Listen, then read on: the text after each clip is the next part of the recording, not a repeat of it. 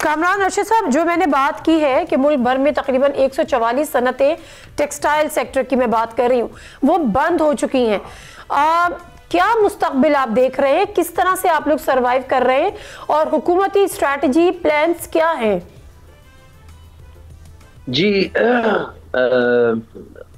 Madam, اس وقت نا حالات بڑے کشیدہ ہیں اینڈ چیزیں بد سے بدتر ہو رہی ہیں. گورنمنٹ ایکچولی ریئلائز نہیں کر رہی کہ اس موجودہ بجلی کے نرخ پہ، اس موجودہ گیس کے ریٹ پہ، اس موجودہ انٹرسٹ ریٹ پہ، اس موجودہ ٹیکسیشن پہ، جو کہ آلموسٹ 50% آپ کی انکم پہ ٹیکس لگ جاتا ہے، اس پہ نا صنعت کاری اور انویسٹمنٹ ہونی نہیں ہے. اب یہ کوئی مفروضہ یا کوئی سیلف سٹیٹمنٹ نہیں ہے. آپ نے پہلے دیکھا کتنی کمپنیز ملٹی نیشنلز پاکستان سے ایگزٹ کر کے گئی ہیں.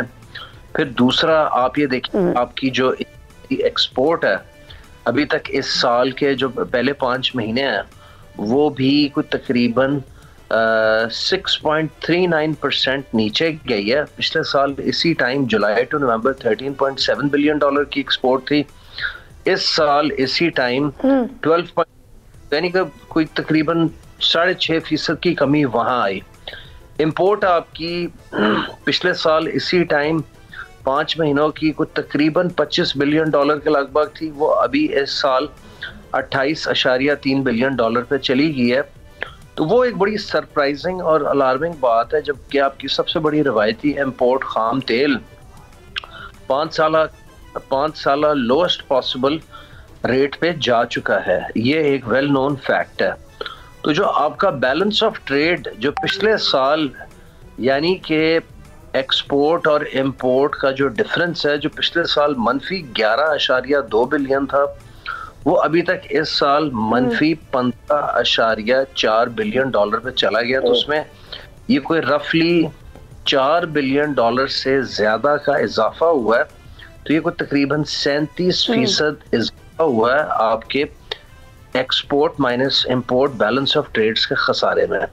اب اس سارے میں ٹیکسٹائل صرف ایک امید کی کرن ہے، جو 5 مہینے میں 7.6 سے 7.85 بلین ڈالر کی ایکسپورٹ پہ گئی ہے. لیکن مجھے لگ رہا ہے کہ اب وہ یہ گروتھ شاید نہ سسٹین کر سکے، کیونکہ یہی جو 4 فیکٹرز میں نے آپ کو بتائے تھے، بجلی، گیس، interest rate, taxation, along with اچھا مجھے ایک چیز اور بتائیں کامران رشید صاحب، کیونکہ آپ کا تو ایک مقابلہ بھی ہوتا ہے نا، مطلب ہم اس کو اگر کہیں کہ بنگلہ دیش سے آپ لوگ ایکسپورٹ کر رہے ہیں یا را مٹیریل امپورٹ کر رہے ہیں، تو جو ٹیکسٹائل انڈسٹری ہے بنگلہ دیش کی، وہ بھی پورا دنیا میں اس کا بھی سامان جاتا ہے. شاید انڈیا کا بھی کچھ % ہے، I am not sure about the exactly the percentage, but Pakistan کا مقابلہ ہے ان کنٹریز سے. تو اس کے کمپیریزن اگر میں دیکھوں کمپٹیشن وائز، تو کیا وہاں پر لیبر سستی ہے، یا جو ٹیکسز اور جو بجلی اور گیس کی قیمتیں آپ زیادہ بتا رہے ہیں کہ وہ وجوہات ہیں اس زبو حالی کا، تو وہاں پر کیا صورتحال ہے؟ دیکھیں، ہمارا مقابلہ بنگلہ دیش، India, Vietnam, Sri Lanka, China, Cambodia, ان سب ملکوں کے ساتھ ہے. امریکہ اور یورپ اینڈ دنیا کی دیگر ڈیولپڈ مارکیٹس میں اپنی ٹیکسٹائل پروڈکٹ ایکسپورٹ کرنے کے حوالے سے لیبر ویجز کے معاملے میں کمپیٹیٹیو ہے. خواہ مطلب اس میں غلط بات کی جائے، ابھی بھی ہم کمپیٹیٹیو ہیں لیبر ویجز میں. ہم سے صرف بنگلہ دیش مارجنلی سستا ہے، یا ویتنام مارجنلی سستا ہے.